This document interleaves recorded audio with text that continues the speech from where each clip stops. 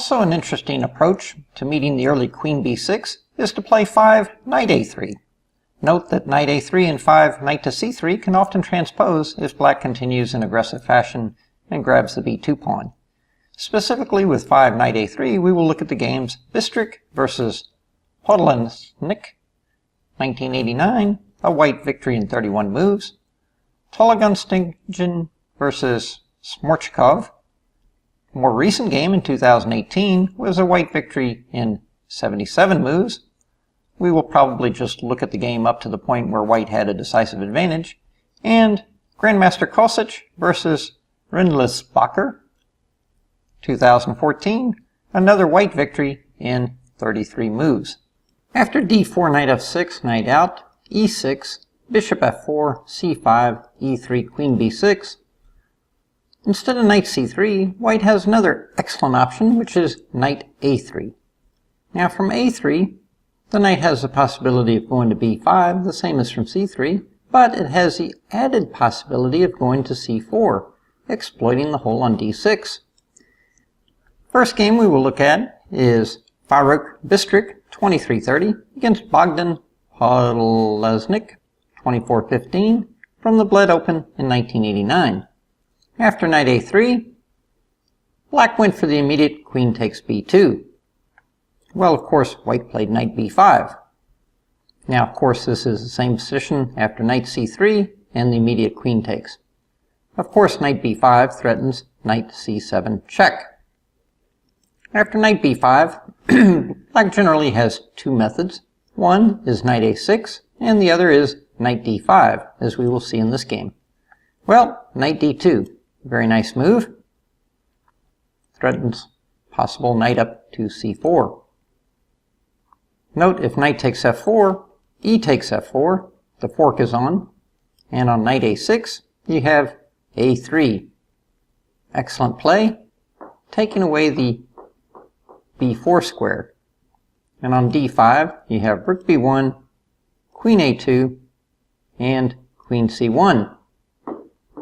After c takes d4, you have the rook back to a1, and the black queen is trapped.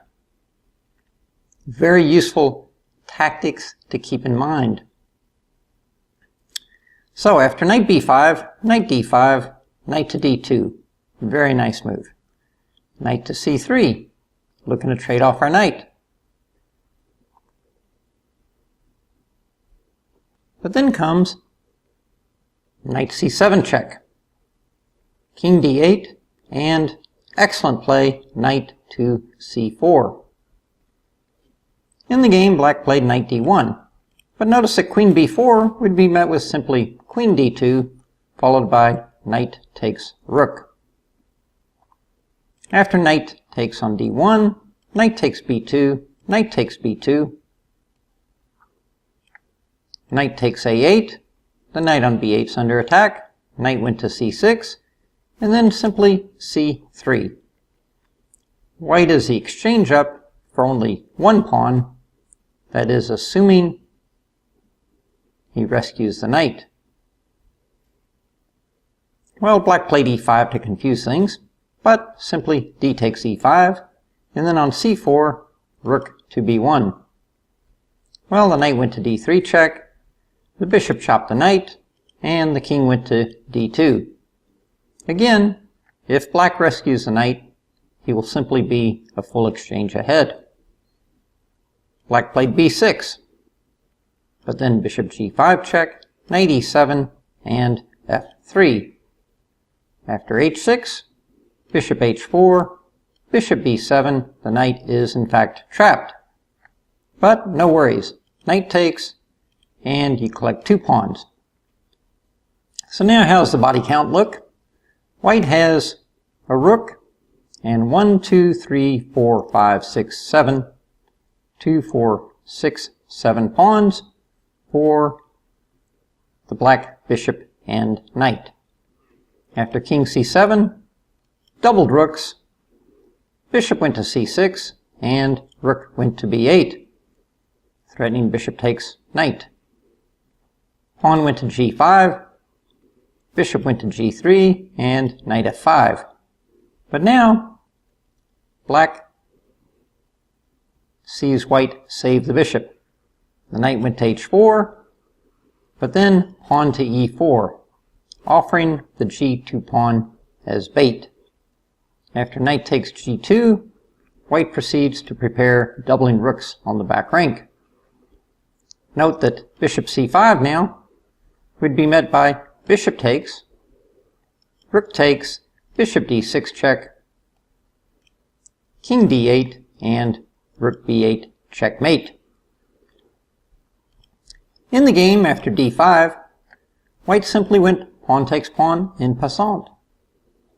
And on king takes, rook d8 check. If king e7, just simple power chess with rook down threatening bishop c5 check.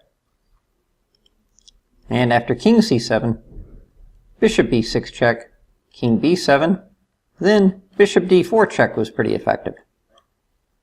In fact, black resigned, because after check, king c7, you simply play rook at b to b8, power up on the f8 bishop, threaten the rook, and when he tries to save the rook, you have bishop to b6 checkmate. Beautiful game, well done, and an example of the dangers that black faces after knight a3 if he tries to take the pawn. Simply knight b5, and key move to remember here is that on knight d5, 7, knight to d2 offers white excellent chances of exploiting either the fork or the precarious position of the black queen. Our next game in the 5 knight a3 variation features some very nice tactical touches that are good to keep in mind. White is Simite Tologuntintingen, rated 2400, versus Daniel Shmorchkov, rated 2216. And this comes from Chelyabinsk, Russia, 2018. So this is a very modern day example. Here, black plays d5 to keep the knight off of c4. But then knight b5, knight a6, a4, and we reach a position that we discussed previously in connection with knight to c3. Well, here black plays c4 immediately, cutting off, and now a5 is off the table because the knight on b5 would be on pre. But as mentioned there, you simply go ahead and build your pawn triangle with c3 and prepare to undermine with b3. After bishop d7, that's exactly what white does. He plays b3. And on bishop b5, pawn takes, queen takes. Now before, when we discussed this, we mentioned that white could do quite well with pawn takes, and going for the endgame with queen over. Queen takes, rook takes, and we can see the pawn on b7 and the pawn on c4 are both under attack. However, in this game, white saw a little different light, and also shows us an interesting idea. He simply plays knight back to d2. So instead of the immediate b takes c4, white played knight to d2, building the pressure on the pinned c4 pawn. Well, black played rook c8, and after pawn takes, interesting tactic, bishop takes c4. Rook takes c4, and then queen e2, pinning the rook on c4. Well, black went headlong in for complications with bishop to b4. Of course, the idea there is if you take, he can play rook takes. But white meets him with rook to c1.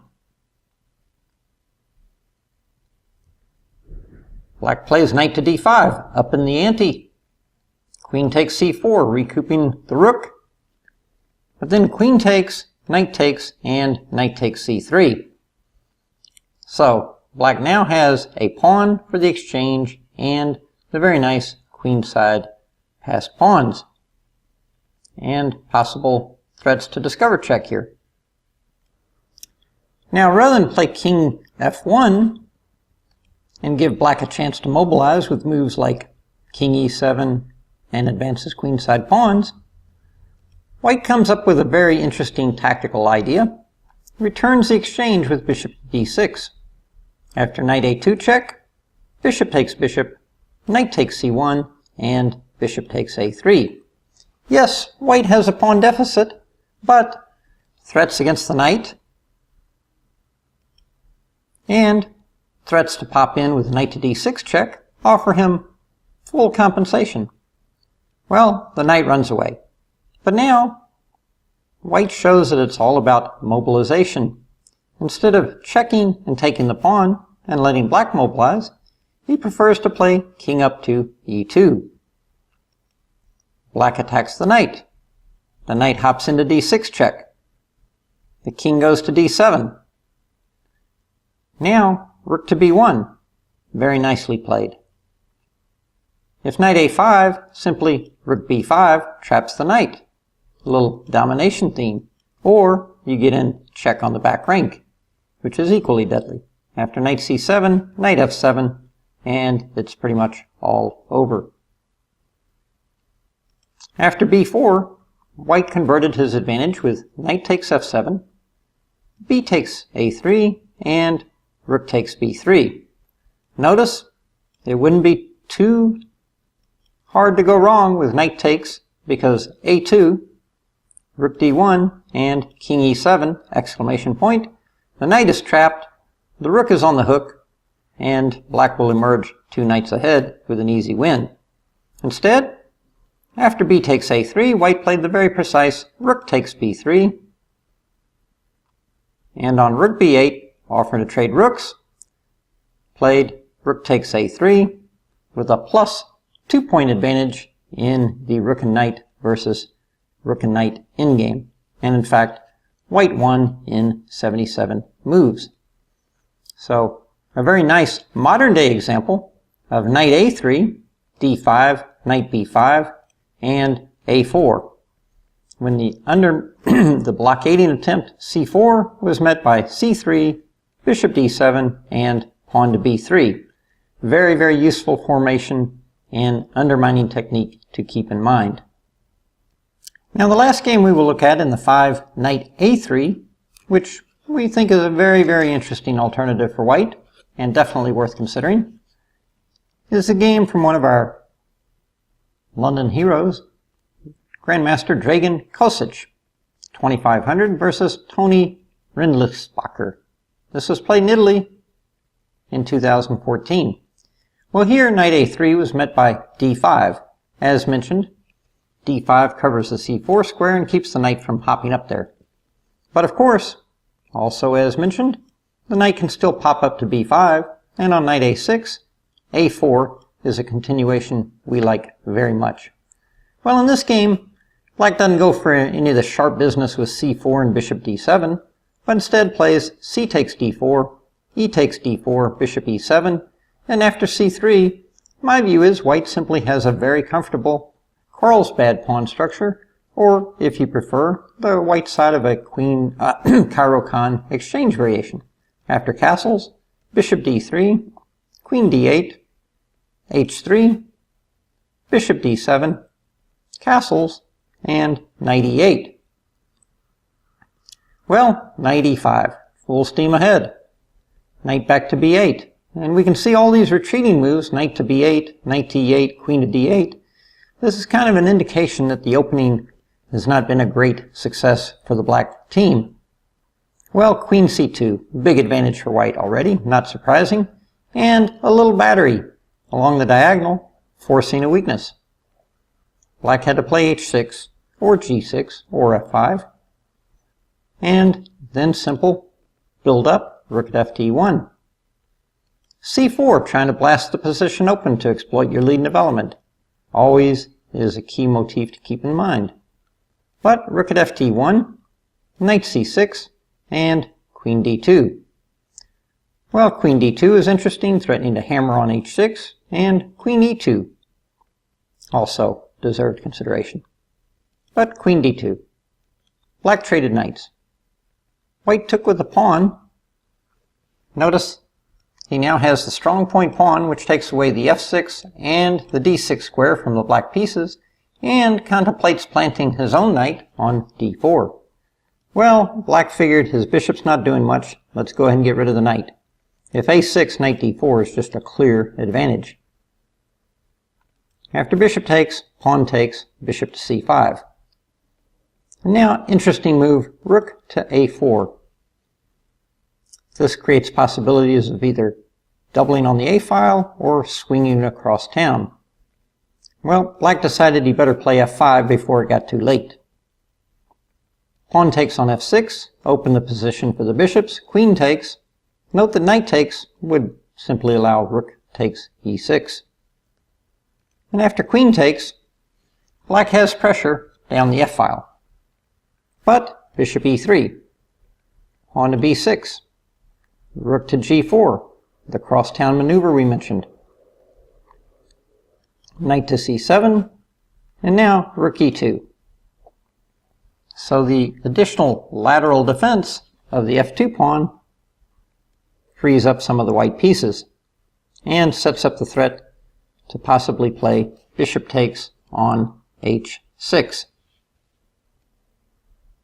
For example, if it was white's move, bishop h6 is working because f2 is adequately defended. So after rook e2, black felt it was time to trade bishops. But then came rook takes. And to me, this is kind of a textbook middle game of this bishop, two rooks and queen, against this knight that doesn't have a central base, two rooks and queen. In one of the most classic games of all time, the sixth game of the World Championship match between Fischer and Spassky, Bobby on the white side of this type of position showed the superiority of the bishop and just absolutely destroyed Spassky in a masterpiece. Well, after e5 comes rook at e to g3. Seems a little crude just powering down the g-file, but sometimes crude is good. If queen d6, you have rook g6, followed by possibly queen takes h6. So after rook at e to g3, black played rook f7, looking for a little lateral defense himself. But then came rook f3, queen e6, and rook g6. Notice the power of the bishop. Notice the absence of the knight from the king side. Queen e7. And now he could play queen takes, and he would win a pawn, and that would probably be a decisive advantage. But instead, he played a little bit different. He played rook at back to g3, and he is threatening queen takes h6. Well, this gave black time to play e4, bishop c2, and king h7. Just a quick note there that black can't afford such luxuries as knight takes, because queen takes attacks both of these guys. When the knight huddles back, attacking the queen, protecting the rook, white then points out that this rook is pinned and can probably play rook takes check. King would have to go somewhere, protect the rook, and rook g8 would be checkmate. So therefore, after rook over, pawn to e4, bishop dropped back. Black played his king up, trying to bolster up the defense of the h6 pawn. But then, excellent move, f3, looking to blast open the diagonal. Black played rook at 8 f8, but the simple f takes e4, d takes e4, and queen to e3 surrounds the overextended e4 pawn. After knight takes b5, well, that pawn's relatively meaningless. Bishop takes e4, and black resigned. Why would that be? Well, if king h8, simply rook check, check, take, take, and checkmate. And instead, if queen c5, looking to trade queens, well, you have rook takes b6 check from the bishop, double exclamation point. When the king moves, you're free to take the black queen. Well, very beautiful attacking game, but I think one of the key things there is that white was able to just simply build up a very nice position after a4 when black played c takes, and bishop e7. After c3, white simply has a superb dream position where the black queen and the black knight are misplaced, and white has all his pieces on very reasonable squares. Bishop goes to d3, castles, knight goes to e5, and it's all systems go, go, go, go. But a superb modern-day example by Dragan Kazic on how to play the white position.